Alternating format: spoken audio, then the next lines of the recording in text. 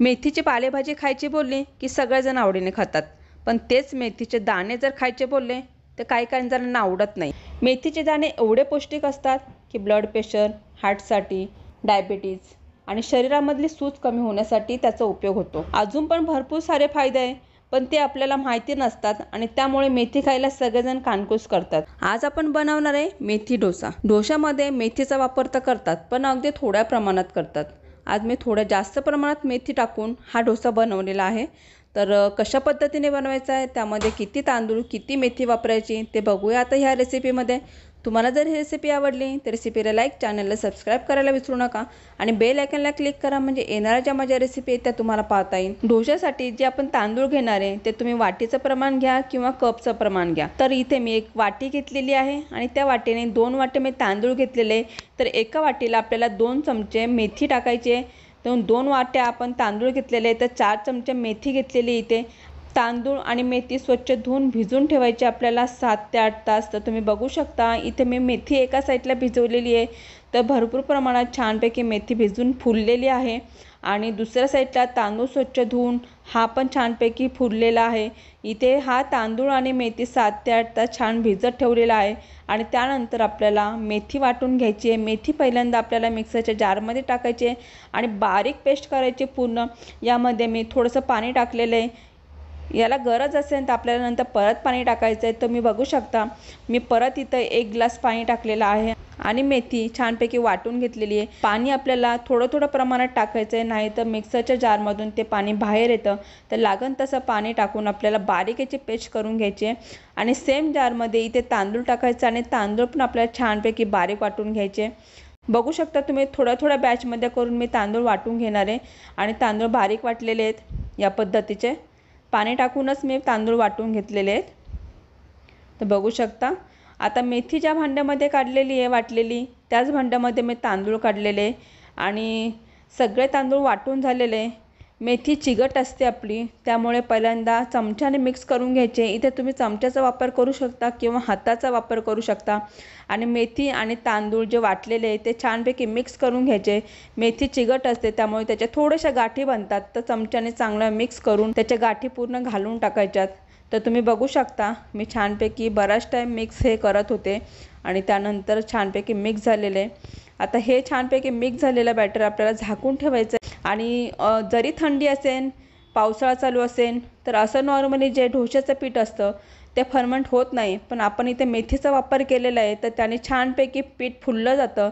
तर तुम्ही बघू शकता की इथे आपलं पीठ जे आहे ते छानपैकी फुललेलं आहे, ताटाला पण लागलेलं आहे, वरती एकदम फुलून आलेलं आहे. मी खाली एक दुसरं ताट घेतलेलं आहे, खाली सांडत होतं म्हणून मी खाली ताट ठेवलेलं आहे. आता हे आपल्याला छानपैकी मिक्स करून घ्यायचं आहे. यामध्ये आपल्याला पाणी पण टाकावं लागणार आहे. तर एक मोठा बाउल घेते आणि त्यामध्ये आपल्याला फर्मंट झालेलं पीठ हे काढायचं आहे आणि यामध्ये मी अर्धा चमचा किंवा चवीपुरतं मीठ टाकायचं आपल्याला. ते टाकून मिक्स करून घ्यायचं आहे. आता तुम्ही बघितलं असेल ज्या भांड्यात आपण फर्मंट व्हायला ठेवलेलं पीठ होतं ते किती घट्ट आहे. यामध्ये आपल्याला 1 ग्लास पाणी टाकायचं आहे आणि ते पण छानपैकी मिक्स करून घ्यायचं आहे. मेथीच्या डोशाचे फायदे खूपच आहे. तुम्हाला मी मगाशी पण बोललेले, मेथी खायला खूपच चांगली असते, पौष्टिक असते. जेव्हा तुम्ही डोसे काढाल त्याबरोबर तुम्ही कोणत्या पण प्रकारची साऊथ इंडियन चटणी करू शकता किंवा खोबऱ्याची चटणी करू शकता. बटाट्याची भाजी पण करून दाखवणार आहे आज मी तुम्हाला ह्या डोशाबरोबर खायला खूप सुंदर लागतो. कारण मेथी जरी आपण जास्त प्रमाणात टाकली तरी खाताना डोशामध्ये जरा पण ते लागत नाही आहे. तर आता डोशाचं पीठ छानपैकी मिक्स करून साईडला ठेवलेलं आहे आणि आज मी तुम्हाला परफेक्ट बटाट्याची भाजी, म्हणजे जी डोशाबरोबर भाजी बनवतात ती भाजी तुम्हाला कशी बनवायची ते मी तुम्हाला सांगणार आहे. तर त्यासाठी मी 2 चमचे उडदाची डाळ घेतलेली आहे. तर तुम्ही इथं उडदाची डाळ किंवा मुगाची डाळ घेऊ शकता. 7 ते 8 लसूण पाकळ्या ठेचून घेतलेल्या आहे.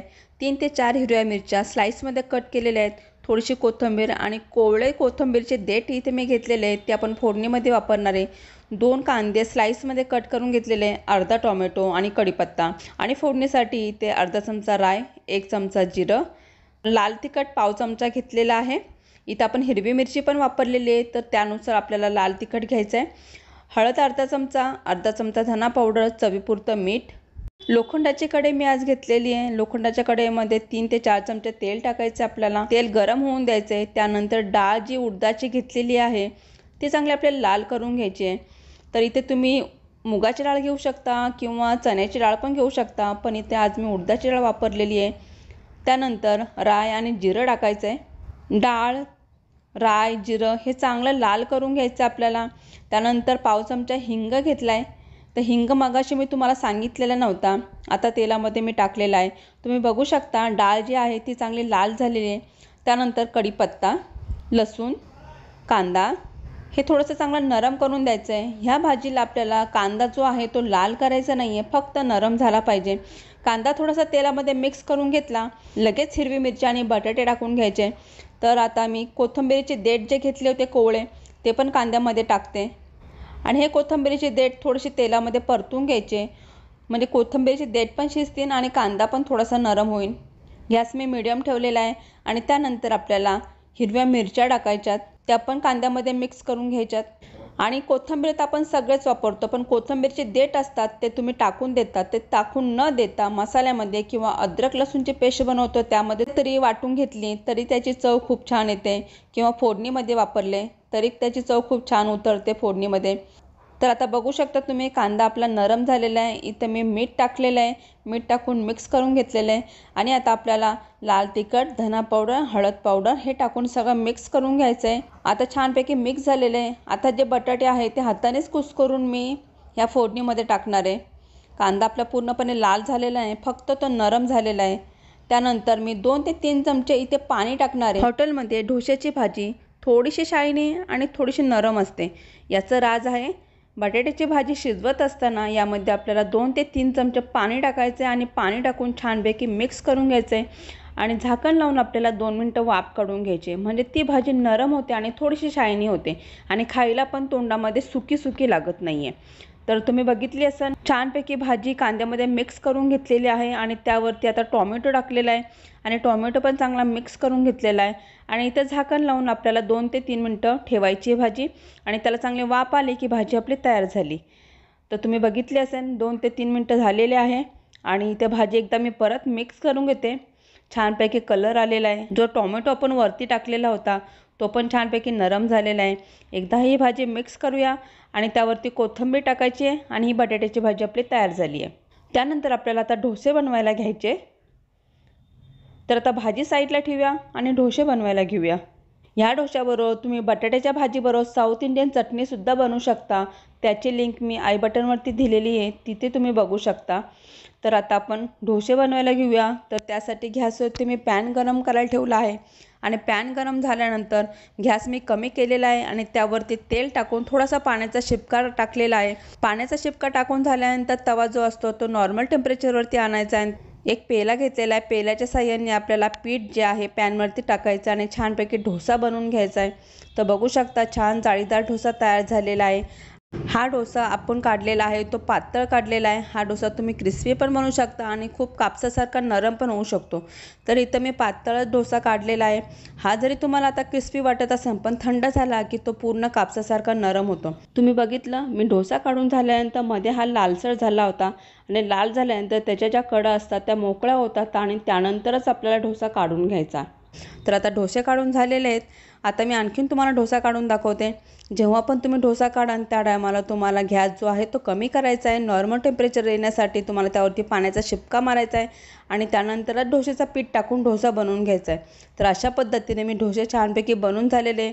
आपली बटाट्याची भाजी पण तयार झालेली आहे. यावर मी टोमॅटो सॉस ठेवलेला आहे.